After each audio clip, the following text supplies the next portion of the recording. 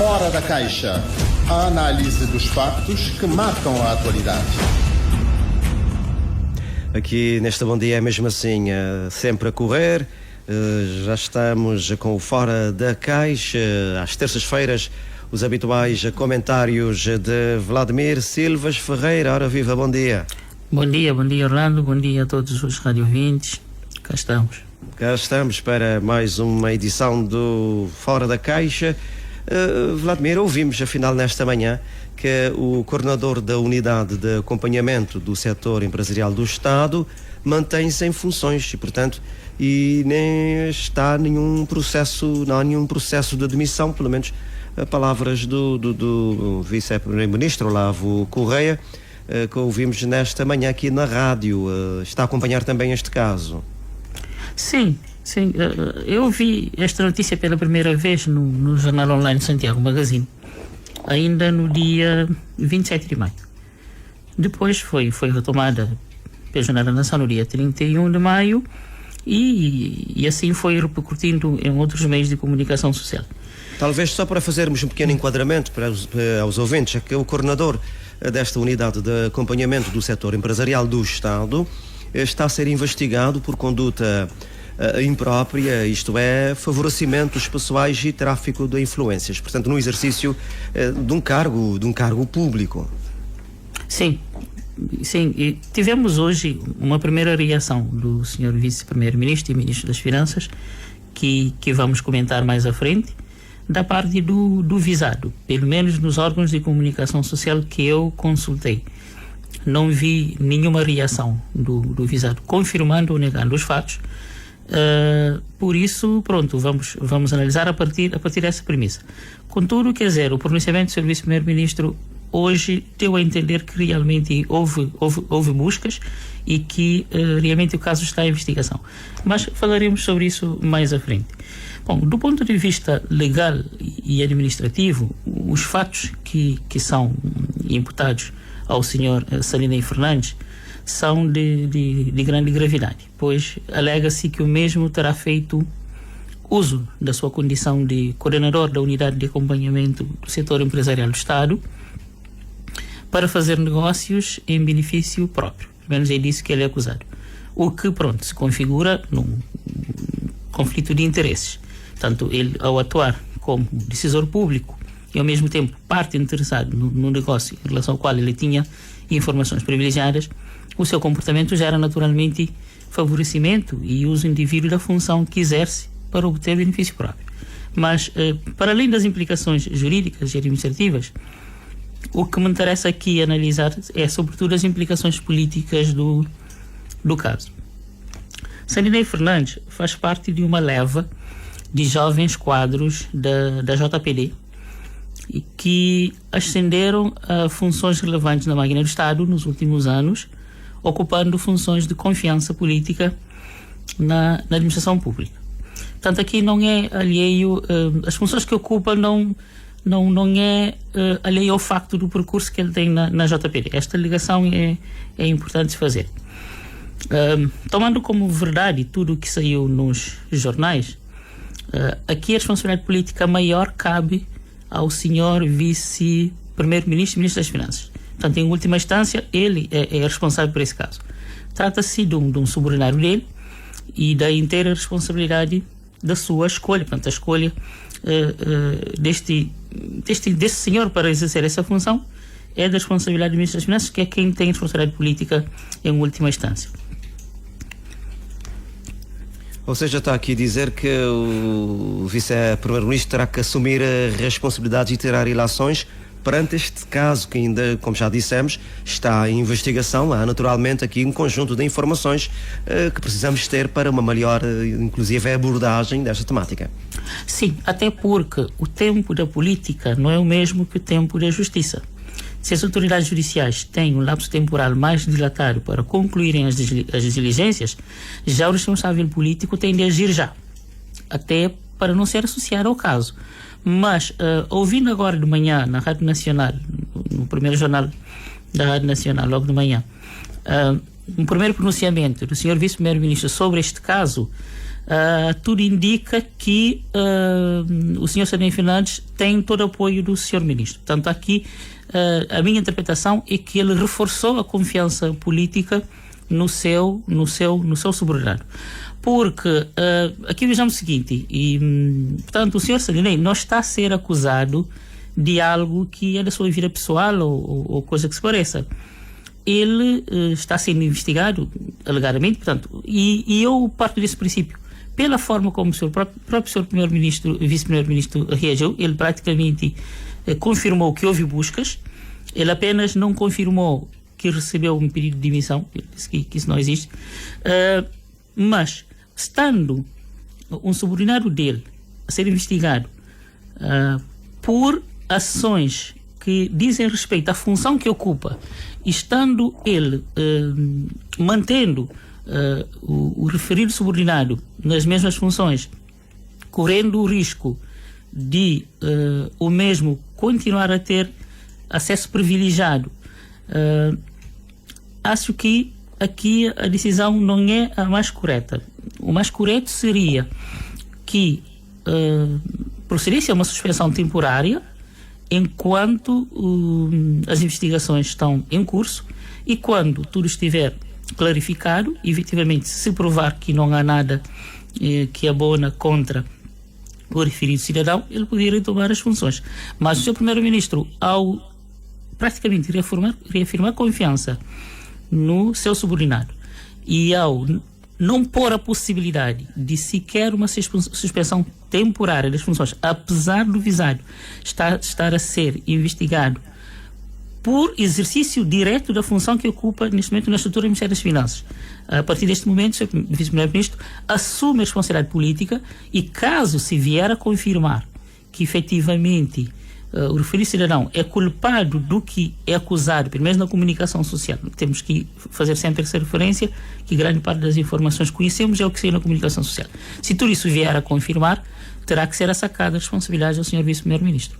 Ou seja, o Dr. Olavo Correia não teria que esperar aqui por um pedido de demissão, teria que agir logo, pelo menos por esta via, como o senhor já disse, pelo menos de uma suspensão até que as investigações tenham lugar. Sim, porque o referido cidadão não foi investigado por uma questão pessoal. Portanto, ele está a ser alegadamente investigado por investigações que dizem respeito diretamente à função que ele ocupa.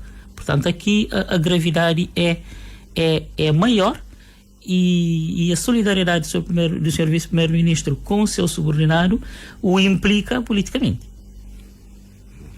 Bom, vamos mudar de assunto, vamos aqui para uma outra matéria também que interessa a gente analisar, que tem a ver com o índice de prestação de serviços públicos, uma vez que Cabo Verde surge como o 12º em África.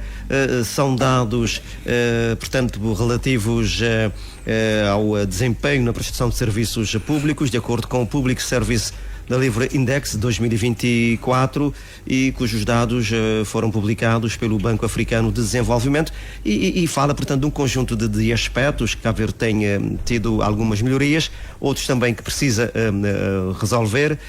Por exemplo, na questão da prestação de serviços de saúde, há muitas críticas por cá, mas há uma avaliação positiva de Cabo Verde em relação à prestação de alguns serviços. Sim, ainda bem que tocou na questão da saúde, porque também era este o exemplo que eu queria aprofundar, para termos também uma noção dos desafios que temos. Se é verdade que temos feito progressos, ainda temos muitos campos por onde melhorar. A informatização dos serviços públicos poderá já estar mais avançado em várias áreas, mas há setores ainda bastante atrasados neste quesito. E aqui aponto a área da saúde, como bem apontaste. Nos centros de saúde e nos hospitais, os médicos ainda trabalham tudo no papel. Registram as consultas num livro tipo livro-ponto, e passam as receitas no papel e carimbam e assinam à mão. É exatamente igual ao que se fazia 100 anos atrás, nesse aspecto, e temos muito que melhorar. Os ouvintes que estão a nos acompanhar e que já passaram por isso sabem o que é ir a uma consulta, com tudo o que isso tem de tempo, de burocracia e de dificuldades no acesso. Mas depois de conseguir uma consulta, receber a respectiva receita médica e ir a um balcão da farmácia, constatar que por algum engano o nome está mal escrito na receita, houve um lapso na indicação da data, etc. Quem já passou por isso sabe dos constrangimentos que isto causa. Ainda em termos de serviços, devemos também questionar a quem interessa atualmente o atual sistema de distribuição das farmácias. Nós temos que ver aqui que o liberalismo é um pressuposto ideológico que tem dominado as governações no nosso país nos últimos tempos, mas que curiosamente não se aplica às farmácias. O tempo que se perde nas filas nas farmácias é fora do normal. Só que na cidade da Praia, a meu ver, precisamos, sem dúvida, de pelo menos mais 10 farmácias para que se possa atender as pessoas em tempo hábil.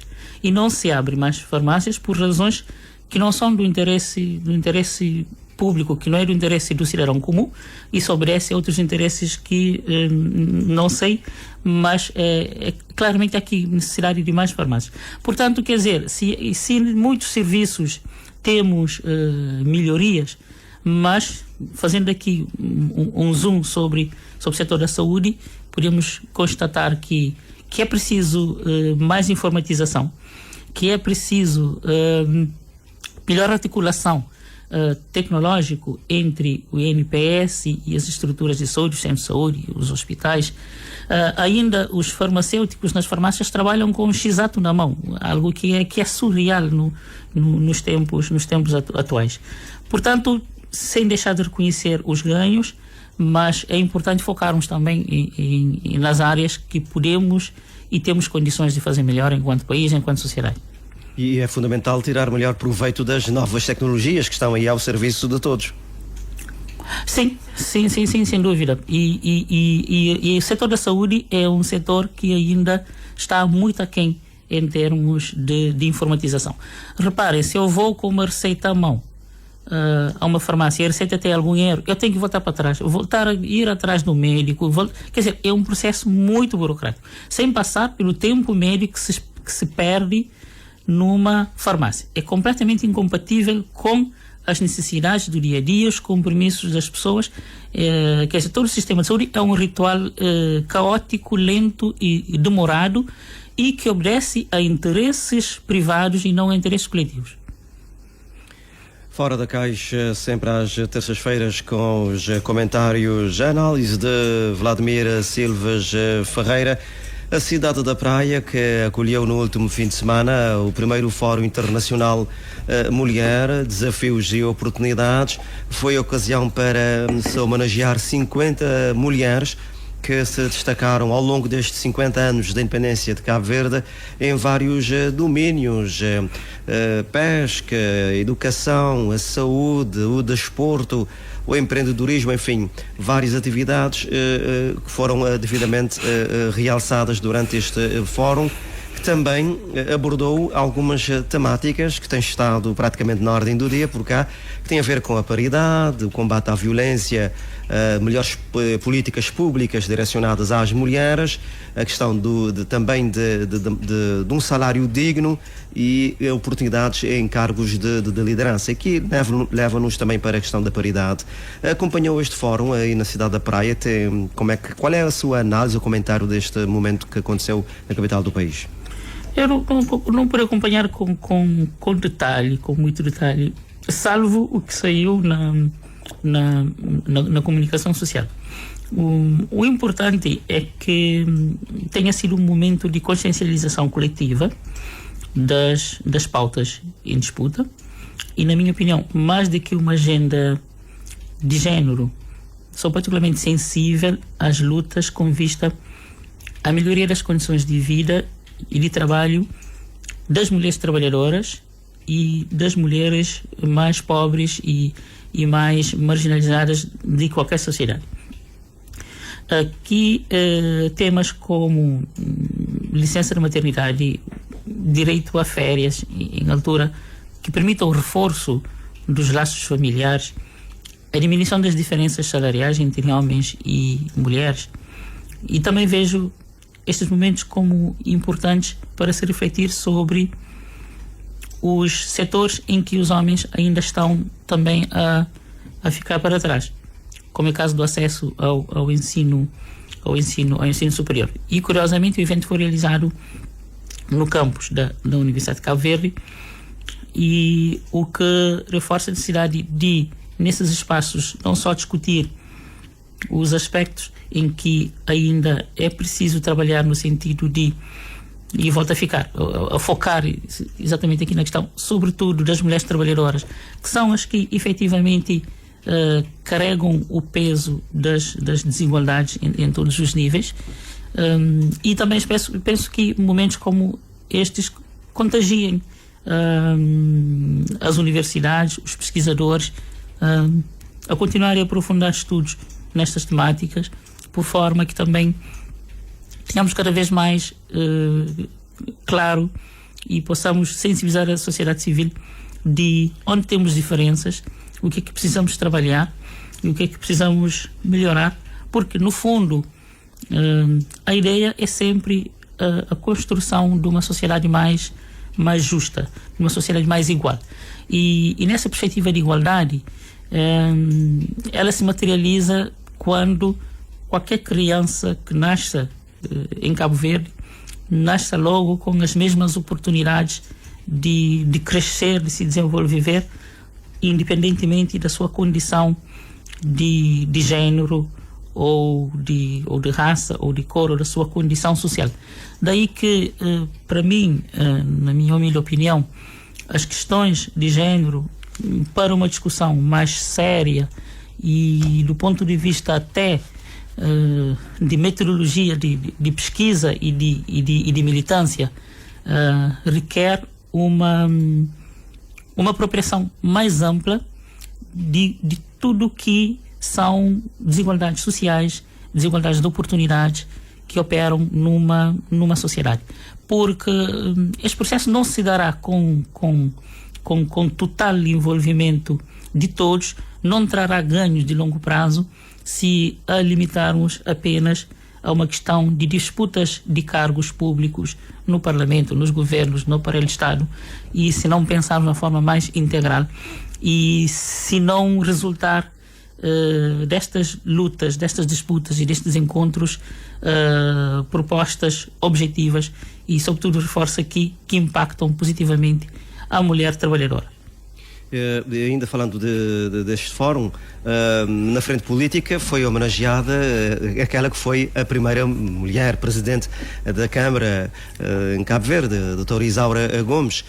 Ou seja, é importante reconhecer, enfim, a cada cidadão, a cada cidadã, pelo seu contributo que dá ao país. E no caso da doutora Isaura Gomes, naturalmente, uma figura também que merece, tendo em conta o seu contributo que deu enquanto mulher na frente política e não só.